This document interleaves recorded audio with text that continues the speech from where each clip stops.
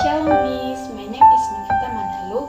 I'm class 1B. Now I'm going to tell the Bible character, namely Samuel, with the title Samuel God's Boy Servant. Hannah was a good woman married to Elkanah, a good man. They both worshipped God and showed the kindness to others.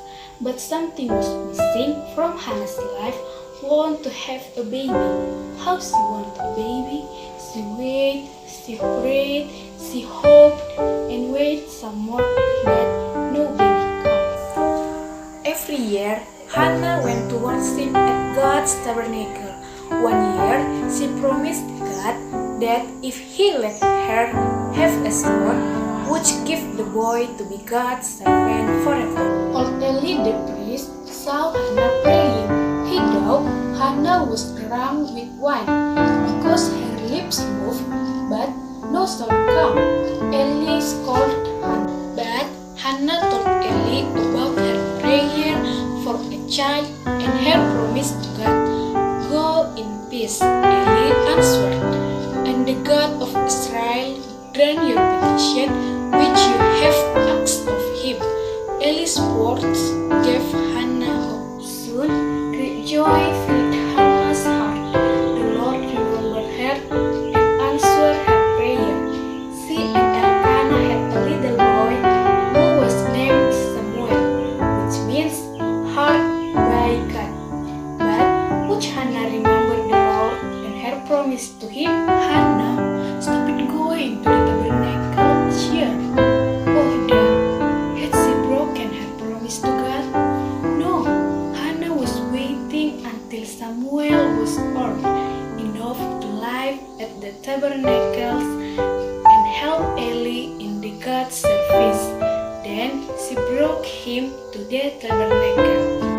God honored Hannah's great faithfulness.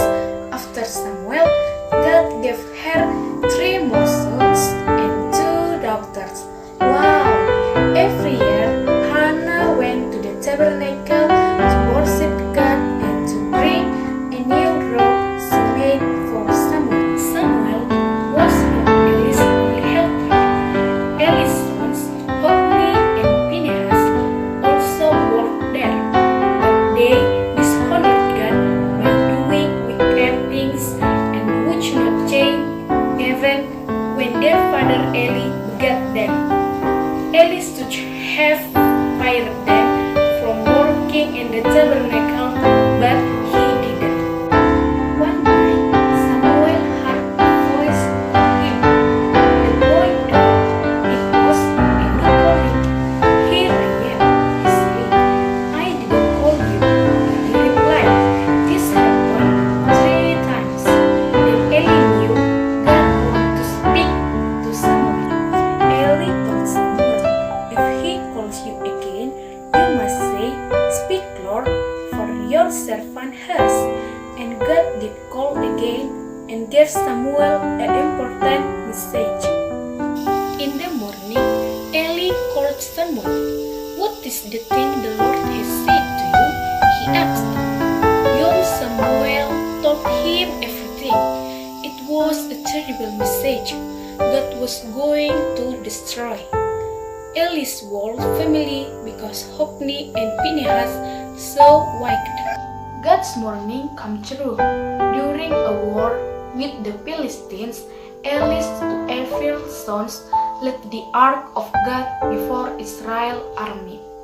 The enemy captured the ark and killed Hophni and Phinehas, along with many Israelites.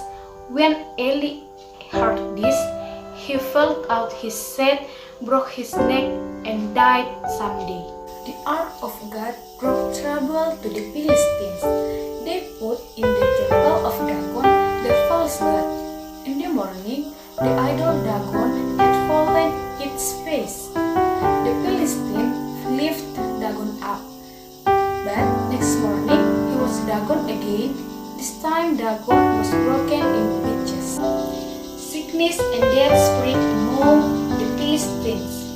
To see if God was punishing them, the Philistines had 2 cows and a cart with the ark aboard. But they kept coast covers. If the coast go up to Israel and leave their covers, we will know God has done it. They say, and the coast went up. Then Samuel, who was now a grown man, spoke to all the people of Israel. If you return to the Lord with all your heart, He will deliver you from the hand of the Philistines. The people obeyed God's faithful prophet, and the hand of the Lord was against the Philistines all the day of Samuel. That's all my story about Samuel, which I took from 1 Samuel chapter 1 until chapter 7. Thank you.